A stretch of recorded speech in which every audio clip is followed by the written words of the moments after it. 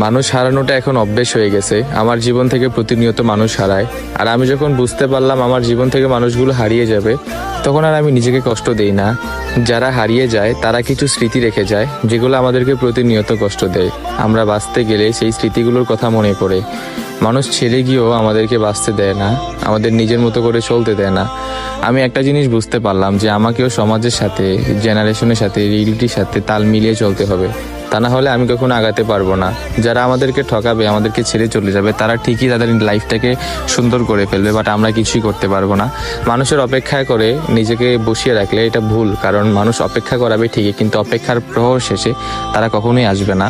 তোমাকেও বদলাতে হবে, তোমাকেও চলতে হবে, সমাজের সাথে রিয়েলিটি মানতে হবে। আদারওয়াইজ তুমি তোমার লাইফে কখনো ভালো জিনিসটা দেখতে পারবে না। কষ্টই রয়ে যাবে। স্মৃতিগুলাকে নিয়ে বেঁচে থাকার মতো কষ্ট হয়তো বা অন্য কিছু হয় না, বাট লাইফে আগাতে হবে। জানি তখনও কিছুই